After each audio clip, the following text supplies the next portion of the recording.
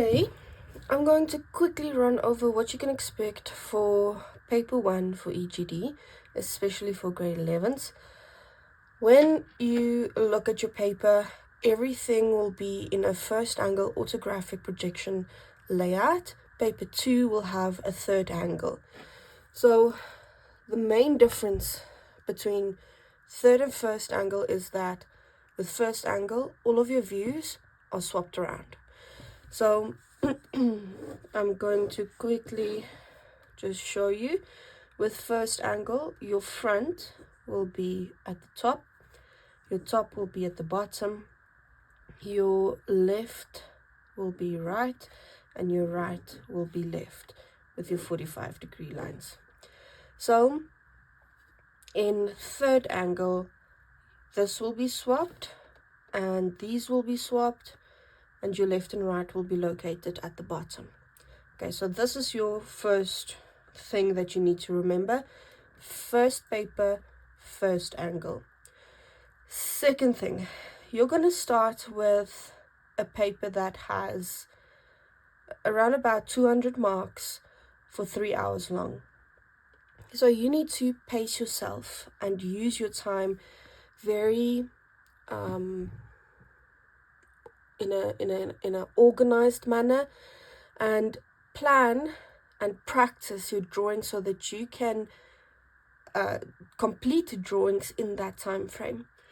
So the first question that you might get is civil. So firstly, paper 1 is always a civil paper. So what you will get is a civil analytical question. A lot of the schools do things differently. Sorry, this is my Afrikaans spelling coming in. That you need to focus on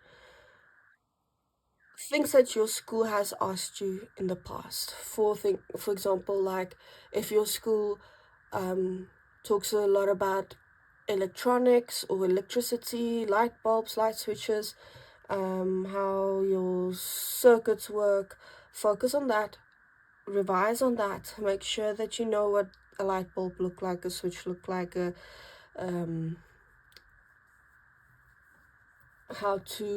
you should put your switch, for example, not too close to water or toilet or a bathroom.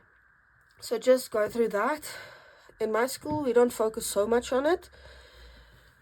We would then focus a little bit more on your abbreviations and how you draw your symbols or your fixtures and finishes.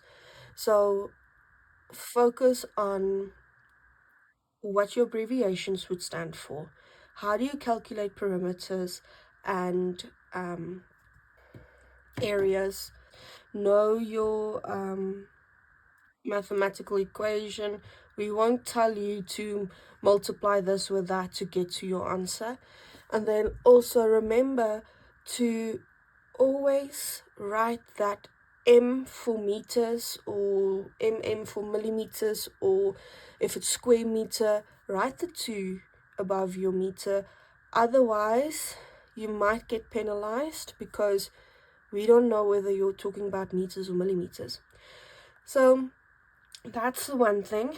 Then also know your abbreviations. For example, if they ask you about your FFL, that you know that this is your finished floor level. Your DPC is your damp proof course, and then your NGL is your natural ground level or layer. If you page through your textbook, you will find a civil side of your textbook where they talk about your analytical questions, about your they literally have an explained picture of where your FFL is located, where your DPC is located, and where your NGL is located. Then usually with a civil question, you will have silly questions, and I talk about silly questions because it's like a Afrikaans or English paper where you have to go and search for the question in the text. I have an example of an old question paper. I'm not sure from which paper, but I'm just quickly going to give you an example. So they would say to name a feature. For example, here feature 1, then you have to go to feature 1 and look at what this could be. Here it says a stoop tiles. So this might be the steps going down or the part of the stoop. Then here you have the NGL. They're gonna maybe ask you what would be an NGL. What does the abbreviation NGL stand for? Then you know it's going to be your natural ground level or layer. Then also know your symbols. The symbols that you see here is your computer symbols. Know how to draw your symbols for drawing. Your textbook will show you 2 different methods, one for your computer, one for your drawings. Then this symbol is usually always asked, but this symbol is your north symbol, and I want to show you how to tell whether your side of your house is north, east, south, or west. So if the north symbol, oh, this is a very beautiful symbol. If this symbol is placed like this, then it means you have your north, east, south, west. So I want to know from you, what is this side of the house? So take this symbol lightly. You can draw it with your imagination if you need to. Draw your arrow on there and then look at which point it is looking at. Whether your house is let's say your house is in another shape, in this case very, very fashionably square. Your arrow is pointing into this direction. So now I want to know where your north, or let's say your southwest area would be. So then I would draw my triangle onto my house, and I would know this is south, this is north. I said south, west, or southeast, but in any case, this side would then be north, east, south. So this side is my southeast, and this would be southwest. Okay, so I've had a lot of kids that want to turn the paper to face them to know where north is, but the easiest way is just to put your symbol onto your sketch and see on which corner it lands. So that's the one thing, because sometimes they would ask label view A, so then you need to know view A is maybe the north elevation or the south elevation. So in this case, placing 4, number 4, which would be your north symbol, they're going to say in which direction is the arrow pointing. So then it would be north, because the arrow is pointing always north. Then placing this on here, let's see if they're asking about view A. After, what will view A be called? Okay, so then when my arrow is onto my sketch, it means that my arrow would be pointing upwards, and then the tail of the arrow will be pointing down. So view A has search lines. So it means that the search lines comes from the toilets and the bath. And then this would then be your south elevation or south view. So okay, that's just something that you need to think about when you are looking at your civil analytical. And then you're going to have questions like, what date was the drawing made? Is there any revisions made? So then you're going to look at this. It's like printed by, date of print, who, what's the title of the drawing, the project number, the drawing number, checked by who, any revisions made. Here there's 3 revisions, and then they tell you what revisions were made. And then here it says determine the area of the bathroom. and determine the perimeter. So these calculations you'll need to know off your head. So this is just one thing. Then I'm just quickly going to rush through the rest of the things that you can expect. I'm not going to give examples for everything now in this video. I'll make a separate video for each. So first thing that you will see in your civil test is your civil analytical. For this, I would say you need to spend no more, I want to say 15 minutes, but let's say no more than 20 minutes. If you go past the 20 minutes, leave the question, carry on.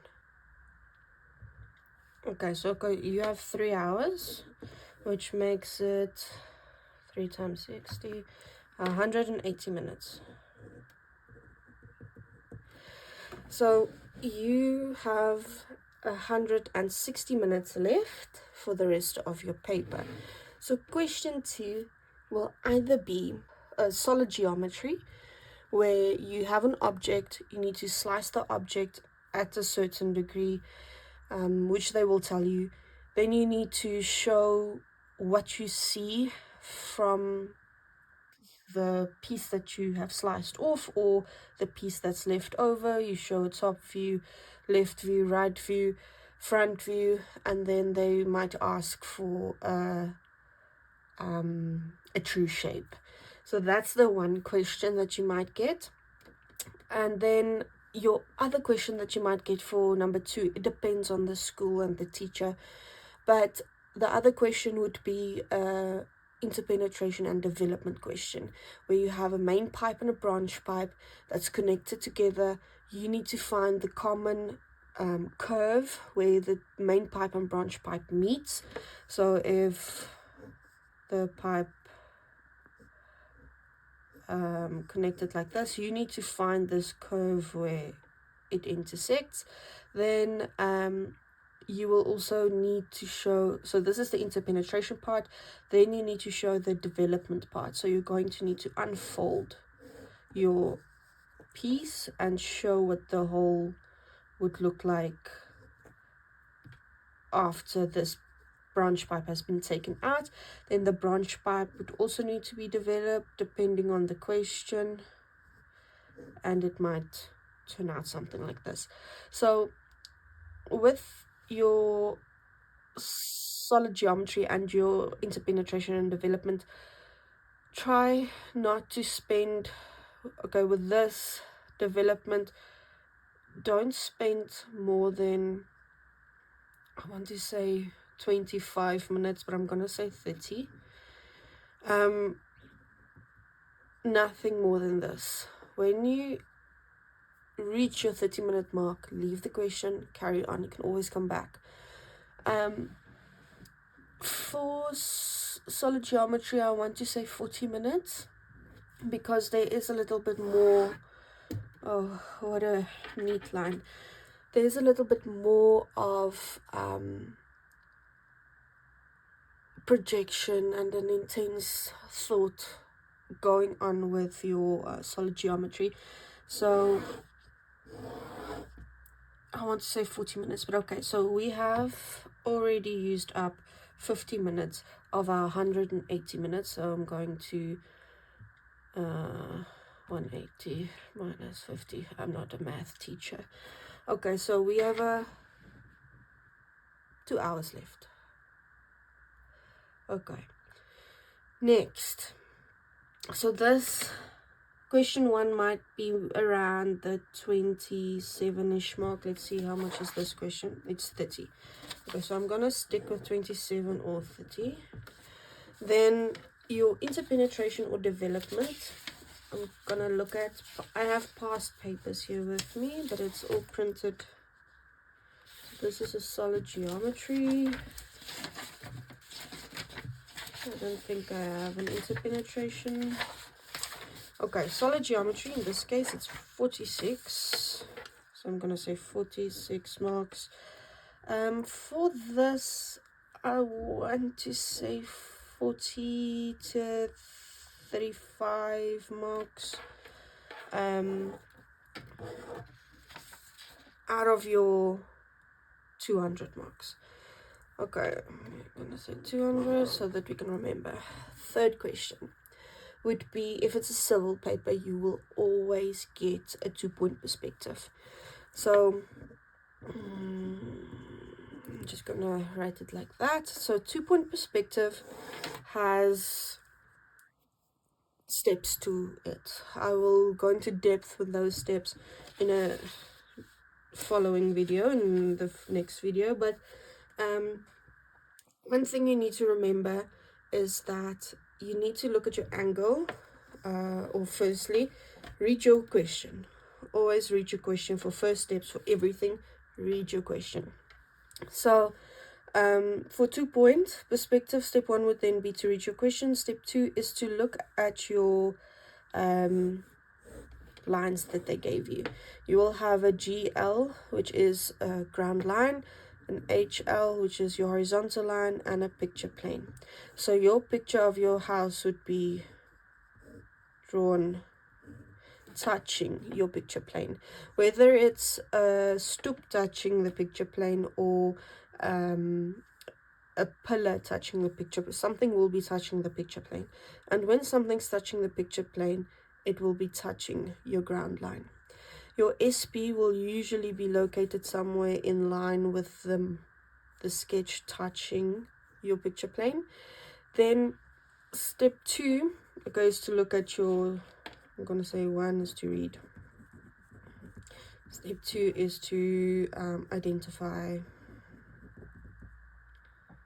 oh, look at my spelling, identify your lines. Then look at your angle.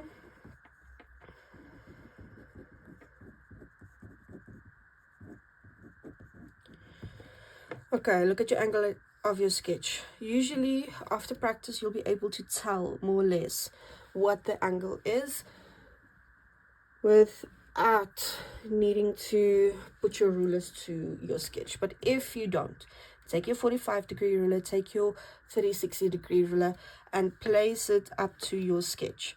See which ruler matches. If nothing matches, flip your ruler until you find something that matches. So in this case, this would be a 30-degree and this would be a 60-degree. So it means that you're gonna have to go 30 degrees up to your picture plane, straight down to your horizontal line, where you identify your right vanishing point. Then for this side, 60 degrees up, straight down, then you identified your right vanishing point. So I'm gonna say step 4 is to get your VP, which means vanishing point. Label 5, label your VP. It counts marks your left and right vanishing point. So then 5 or step 6 is to get your height. Your heights will be shown from a sketch. You might get 2 sketches or 3 sketches here, but it will just be different angles of your house that you see. So with the heights, you have now your vanishing points, your RVP, your LVP. With the heights, you just project it over to, I usually say, your main line. Then where it's crossing your main line, you will be taking your height and your ground point to your vanishing points. Okay, so you get your heights, 7, project to VP. Then to get your depth is 8, project from top view. Okay, so to get the depth of my house, I have these lines now where I projected to my LVP and RVP. Now I need to get the depth of my house. So you always take your top view to your SP, which is this one here at the bottom. SP is your standing point or your station point. It's where you are standing and looking at the house. So top you always take to the GP. Your front view you always take to a vanishing point. So I said I won't go into depth with this, but I'm already knee deep.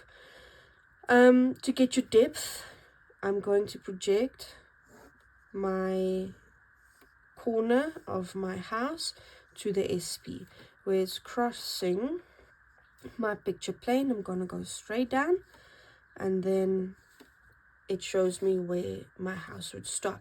So this corner as well, I'm taking to the SP, where it's crossing my picture plane. I'm going to draw a line straight down, and it indicates where my house would stop. I don't need to project this point as well. You can if you want to, but I'm going to save myself some time because I know it needs to cross like this. And I know everything always needs to go to the vanishing point. If you don't know where it needs to go, and it's not a straight line that goes up and down, it always goes to the vanishing point. So I'm just going to take my lines to the vanishing point, and where they meet, that's the end of my sketch. Just darkening the lines. Please never ever darken your lines like I have.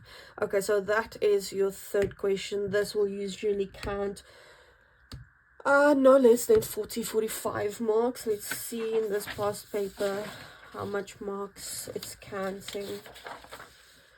This is okay, 36. You would need to show the interior of a house. So no, just for the kids in my school watching, this is not what you have in your test. Just as an example of what you might see, and it's not always a house, but sometimes the interior of a house or a room. This is now 36 marks, but with the amount of effort that goes into it, I would score it around 40 something marks, 40, let's say 47 marks. Then last question. Your question 4 would be, so this is 1, 2, 3, 4, would be a civil working drawing.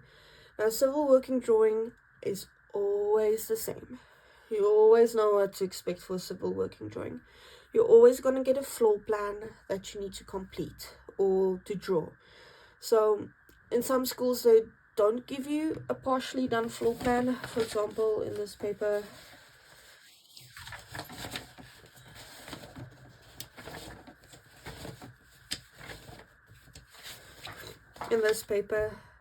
you have a partially drawn floor plan for you. You just need to complete it and draw, I guess, an elevation and maybe a section, just looking at the page. Step 1 is always to read your instructions. Then this question usually counts around the 80 mark range, 85, 87. So this question counts 88. So I'm gonna say, let's write 88. When you need to complete a floor plan, they're going to, let me find the question.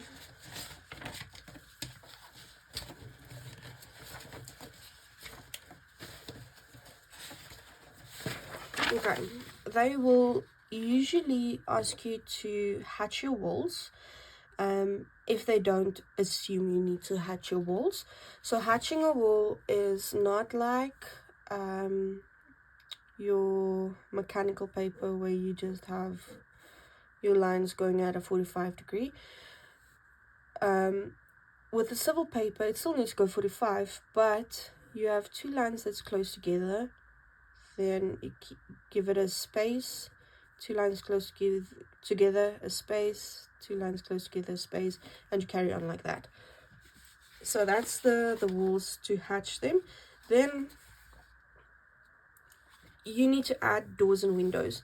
So doors and window specifications would always be on the page. Their heights, you do not need to add the frames from the top view. You're only going to draw a normal window where you have, I'm just going to draw the walls in. you have a glass, you can make it a millimeter, depending on your scale that is in the center of your wall. Then you have your windowsill that comes out of your wall about a millimeter or two, depending on your scale. So this is then a window, and then you would hatch your walls, not freehand. Okay, so that's the windows. This measurement will be given to you, or if it's a case like this where there's a space provided, use the space. So if your windows is, for example, 2 centimeters, 20 millimeters, and the space you have is 40, and they have indicated that your 2 millimeter window, 20 millimeter window must be in this space, you can draw the size that they give you in this window space.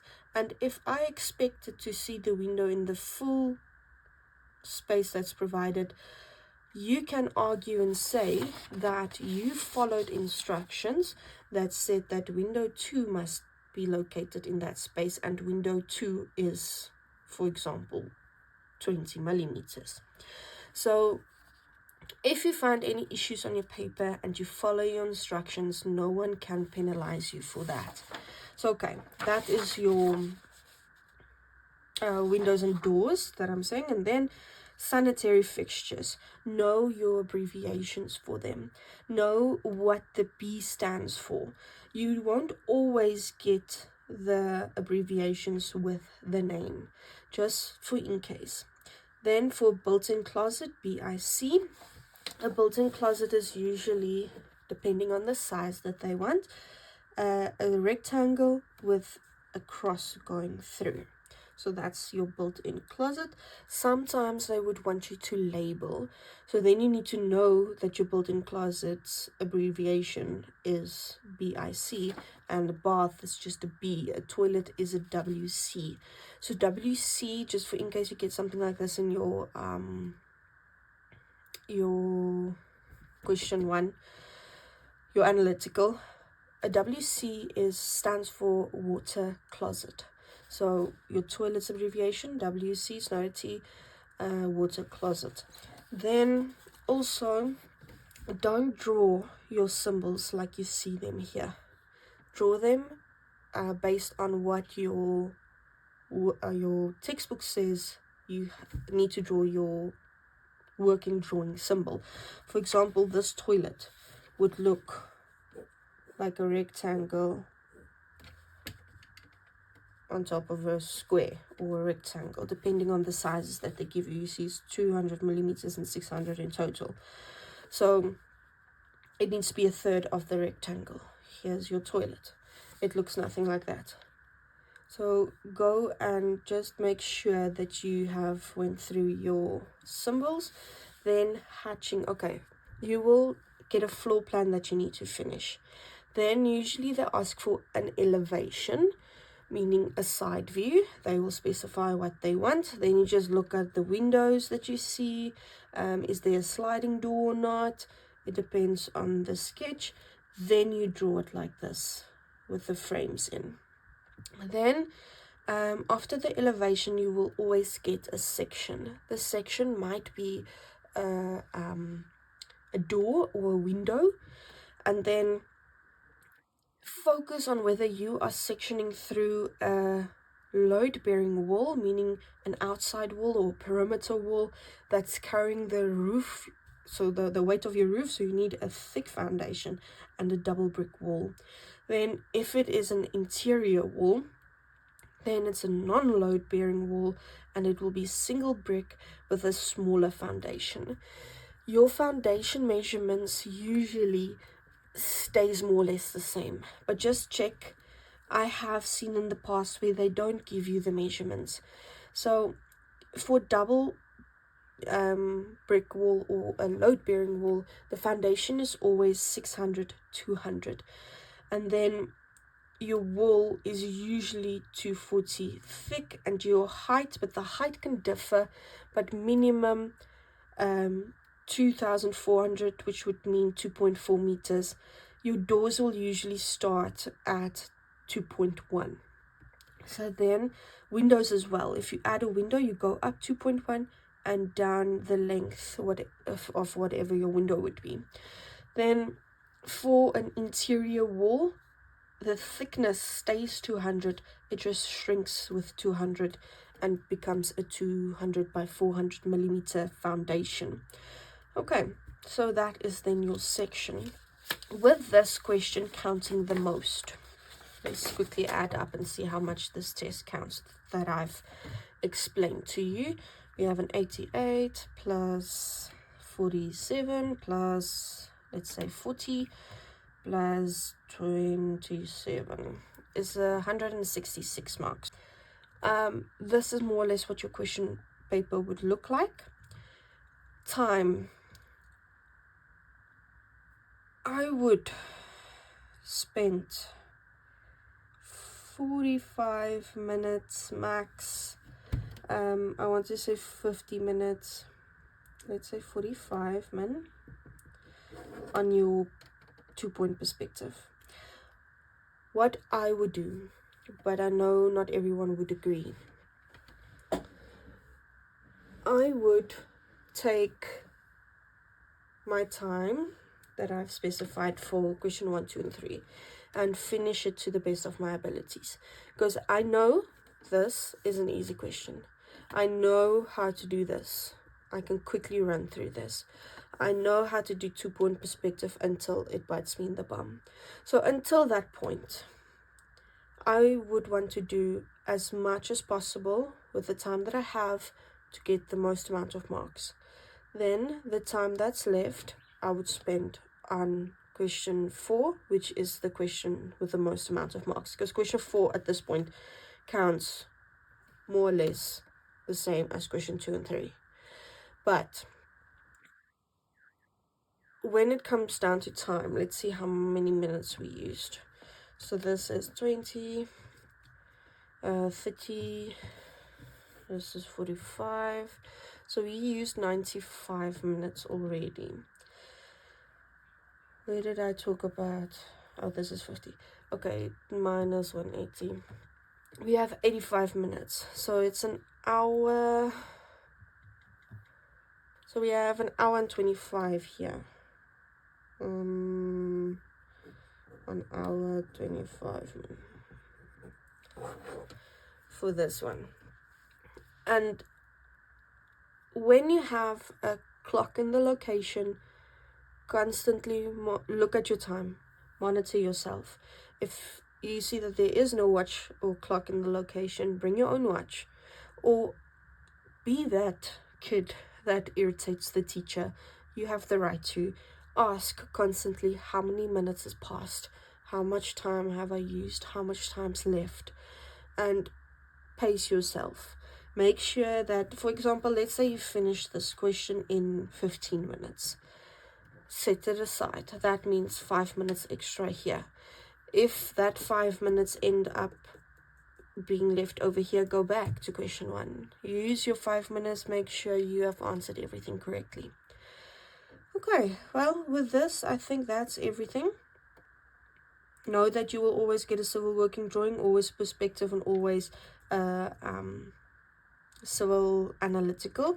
Question 2 is where you might have your true shape, not the true shape, your solid geometry or your interpenetration and development. This is the mystery box. But yeah, okay.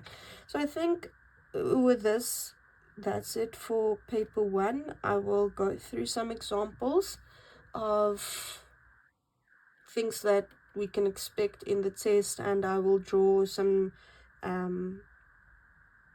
drawings of perspective or interpenetration or solid geometry, and then I might have an instructional video and one video where I do just silent drawing to see how much time it takes me, and it also would give you an indication of whether you need to practice a little bit more or whether you are on point and you've got this. But take these timestamps, use them, practice, time yourself. Don't get discouraged if you don't use or you don't get up to 30 minutes.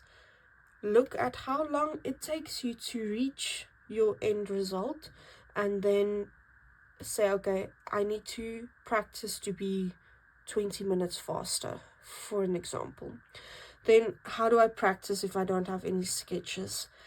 Go to a website called testpapers.com, or just Google EGD test papers and look for something that you might have done in class, or something that you feel like it's going to challenge you a little bit, and they will have memos there for you. Try not to look at the memos until you are done, because drawing from a memo, yes, you learn some things or two, but as soon as you start panicking, you have that rescue thing. But in the test, you won't have that thing to rescue you. Rather, look at what you would have done when you start panicking, how your thought process is going to be, and then also how you're going to solve your issues when you're in that situation.